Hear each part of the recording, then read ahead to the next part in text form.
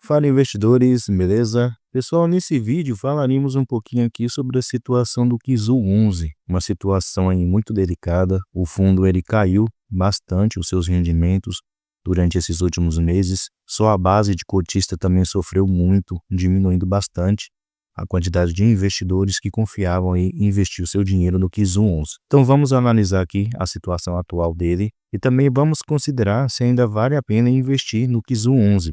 Especialmente aqui no seu preço atual, a R$ 6,69. Então, se você ainda é investidor do Kizu11 ou se está pensando em investir nele, fique comigo aí até o final desse vídeo, beleza? E também deixa aí seus comentários se você acha o Kizu11 um bom fundo imobiliário para se investir. Então, vamos lá. Como eu já mencionei, sua negociação atualmente está a R$ 6,69. Seu dividend yield, que é a sua rentabilidade acumulada dos últimos 12 meses, está de 12,77% e seu P sobre VP está de 0,88. Então está com deságio, sendo negociado abaixo do que seria o seu preço justo. Além disso, ele tem uma liquidez média diária um pouco superior aqui a R$500 mil. Se descermos um pouquinho aqui, pessoal, podemos ver com respeito ao seu histórico de cotação. Então, como eu havia mencionado, que Kizu11 durante muito tempo, ele ficou nessa faixa aqui de preço entre R$ 8,00 e R$ 8,50. Porém, nesses últimos meses, devido especialmente ao aumento da taxa Selic, sua cotação tem caído muito mais, de uma maneira muito mais acelerada do que é de costume.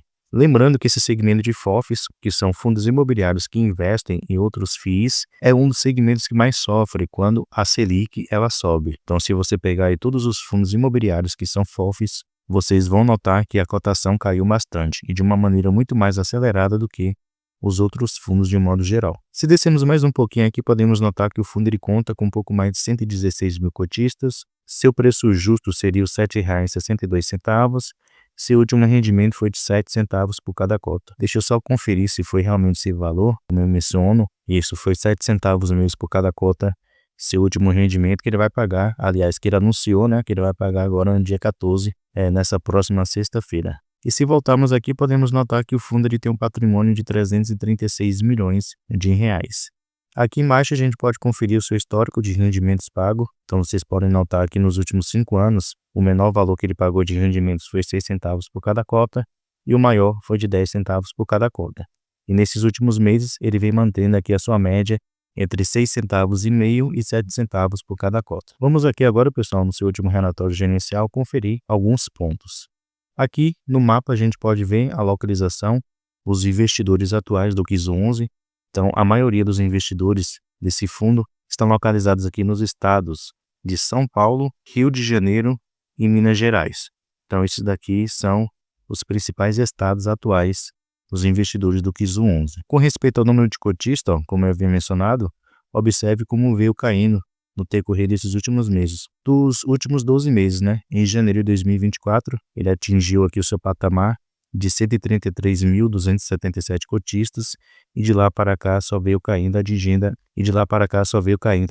agora um pouco mais de 116 mil cotistas. Descendo mais um pouquinho aqui, pessoal, podemos ver como é que estão distribuídos os investimentos do Kizu11. Como eu mencionei, o Kizu11 ele é um FOF, então ele investe em cotas de outros fundos imobiliários e esse é seu único tipo de investimento atual. Ele não faz nenhum outro tipo de investimento. E aqui a gente pode ver quais os fundos imobiliários que atualmente ele tem no seu portfólio. E nota-se que são fundos realmente bons. Ele tem aqui o BTLG11, que atualmente é a sua segunda maior posição. Outros dois fundos de papel muito bom, o HGCR11, juntamente com o MXRF11. Tem aqui também outro fundo de tijolo muito bom, de imóveis comerciais, o HGRU11, um bom fundo de logística, aliás, dois bons fundos de logística, o BRCO11 e o HGLG11. Aí um pouquinho mais embaixo tem o Canip11, o XPLG11, o HGBS11, bom fundo de shopping, VISC11, LVBI11, KNRI11 e XPML11. Então, se pegarmos daqui, mais ou menos daqui até aqui em cima, nota-se que ele tem excelentes fundos imobiliários que atualmente ele investe, que são justamente as suas maiores posições. Então, atualmente, o portfólio do Kizu11 com respeito aos fundos imobiliários que ele investe, na sua grande maioria são boas. Tem alguns fundos aqui que realmente não são muito bons. Se descermos aqui no finalzinho, a gente pode ver fundos aqui como o DEVA11 e o HCTR11, que atualmente ele tem posição, porém são posições muito pequenas.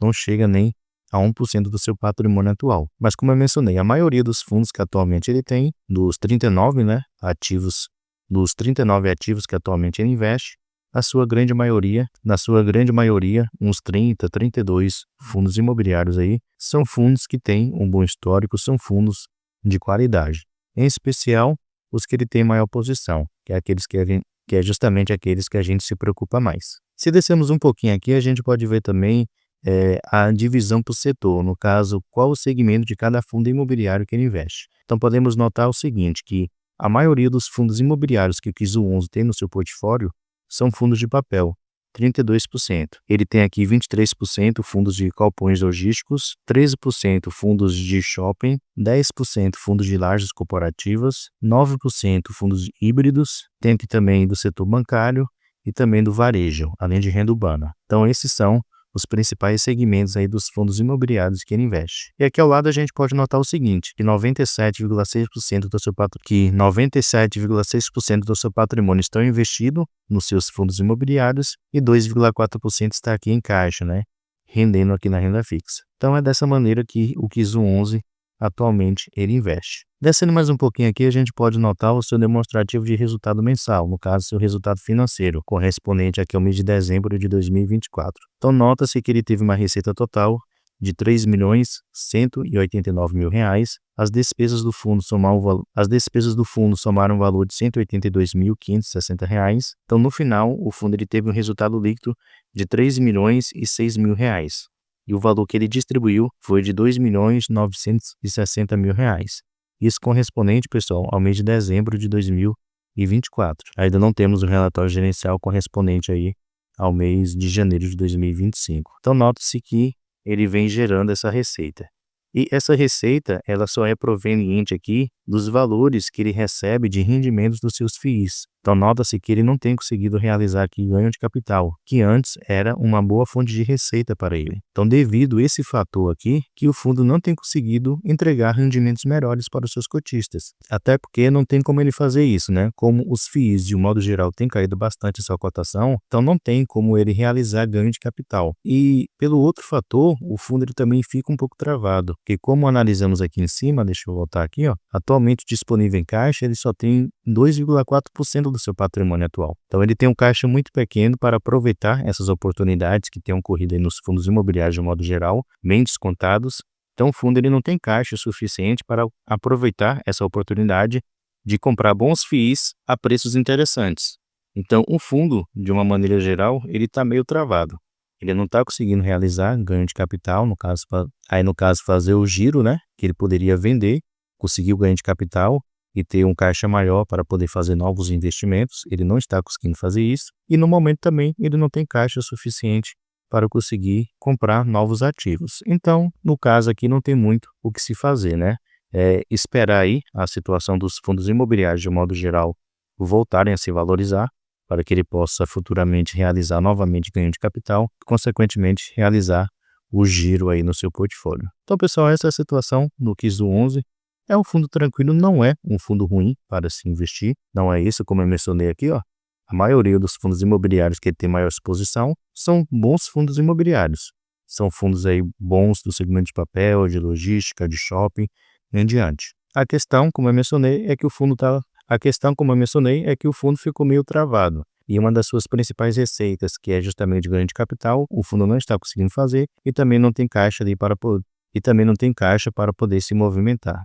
Então, agora é ter paciência e esperar. Mas deixe aí nos comentários a sua opinião sobre esse fundo imobiliário. Você acha que o preço atual é uma boa oportunidade de investimento ou é uma cilada investir no Kizu 11? Deixa aí o seu ponto de vista. Pessoal, muito obrigado pela sua atenção e até a próxima.